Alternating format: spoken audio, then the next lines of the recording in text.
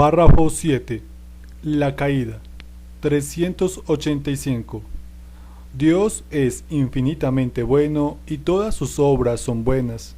Sin embargo, nadie escapa a la experiencia del sufrimiento, de los males en la naturaleza que aparecen como ligados a los límites propios de las criaturas, y sobre todo a la cuestión del mal moral. ¿De dónde viene el mal? Quaerebat unde malum et non erat exitus. Buscaba el origen del mal y no encontraba solución, dice San Agustín, y su propia búsqueda dolorosa sólo encontrará salida en su conversión al Dios vivo, porque el misterio de la iniquidad, segunda de Tesalonicenses capítulo 2 versículo 7, solo se esclarece a la luz del misterio de la piedad. Primera de Timoteo capítulo 3 versículo 16. La revelación del amor divino en Cristo ha manifestado a la vez la extensión del mal y la sobreabundancia de la gracia. Debemos, por tanto, examinar la cuestión del origen del mal, fijando la mirada de nuestra fe en el que es su único vencedor. Primero, donde abundó el pecado, sobreabundó la gracia. La realidad del pecado. 386. El pecado está presente en la historia del hombre. Sería vano intentar ignorarlo o dar a esta oscura realidad otros nombres. Para intentar comprender lo que es el pecado, es preciso, en primer lugar, reconocer el vínculo profundo del hombre con Dios, porque fuera de esta relación, el mal del pecado no es desenmascarado en su verdadera identidad de rechazo y oposición a Dios, aunque continúe pesando sobre la vida del hombre y sobre la historia. 387.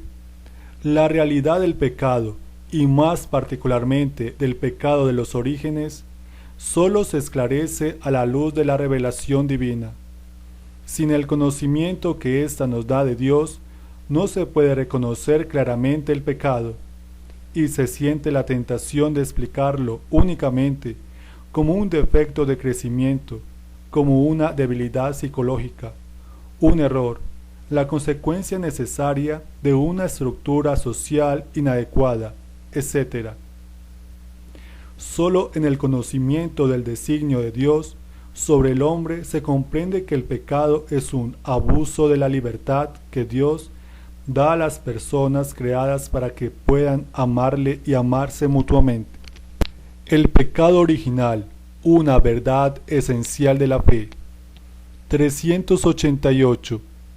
Con el desarrollo de la revelación se va iluminando también la realidad del pecado. Aunque el pueblo de Dios del Antiguo Testamento conoció de alguna manera la condición humana a la luz de la historia de la caída narrada en el Génesis, no podía alcanzar el significado último de esta historia que sólo se manifiesta a la luz de la muerte y de la resurrección de Jesucristo. Es preciso conocer a Cristo como fuente de la gracia para conocer a Adán como fuente del pecado. El Espíritu Paráclito, enviado por Cristo resucitado, es quien vino a convencer al mundo en lo referente al pecado. F.N. capítulo 16, versículo 8. Revelado al que es su Redentor. 389. La doctrina del pecado original es, por así decirlo, el reverso de la buena nueva de que Jesús es el Salvador de todos los hombres, que todos necesitan salvación y que la salvación es ofrecida a todos gracias a Cristo.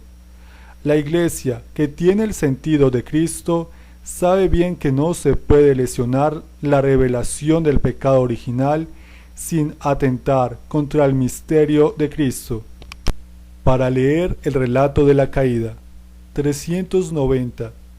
El relato de la caída, Génesis capítulo 3, utiliza un lenguaje hecho de imágenes, pero afirma un acontecimiento primordial, un hecho que tuvo lugar al comienzo de la historia del hombre.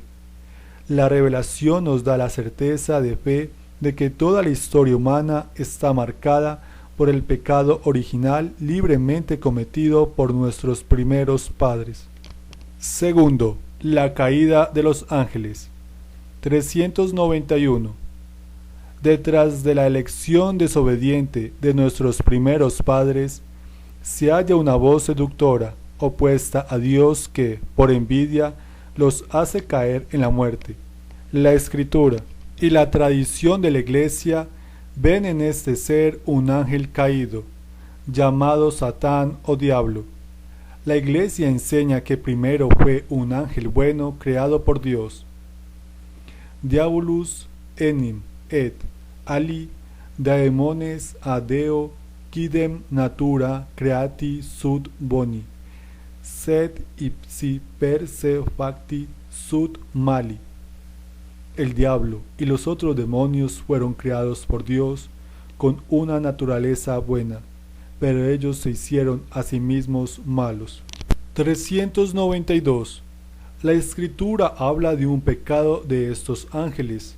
Esta caída consiste en la elección libre de estos espíritus creados que rechazaron radical e irrevocablemente a Dios y su reino. Encontramos un reflejo de esta rebelión en las palabras del tentador a nuestros primeros padres. Seréis como dioses. Génesis capítulo 3, versículo 5. El diablo es pecador desde el principio. Primera de Juan capítulo 3, versículo 8. Padre de la mentira. Primera de Juan capítulo 8, versículo 44. 393. Es el carácter irrevocable de su elección, y no un defecto de la infinita misericordia divina, lo que hace que el pecado de los ángeles no pueda ser perdonado. No hay arrepentimiento para ellos después de la caída, como no hay arrepentimiento para los hombres después de la muerte. 394. La Escritura atestigua la influencia nefasta de aquel a quien Jesús llama homicida desde el principio. Del Evangelio de Juan capítulo 8, versículo 44, y que incluso intentó apartarlo de la misión recibida del Padre. El Hijo de Dios se manifestó para deshacer las obras del diablo. Primera de Juan capítulo 3, versículo 8. La más grave en consecuencias de estas obras ha sido la seducción mentirosa que ha inducido al hombre a desobedecer a Dios. 395. Sin embargo, el poder de Satán no es infinito.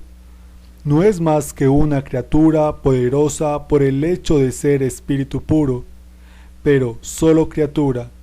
No puede impedir la edificación del reino de Dios. Aunque Satán actúe en el mundo por odio contra Dios y su reino en Jesucristo, y aunque su acción cause graves daños de naturaleza espiritual e indirectamente incluso de naturaleza física en cada hombre y en la sociedad, esta acción es permitida por la divina providencia que con fuerza y dulzura dirige la historia del hombre y del mundo.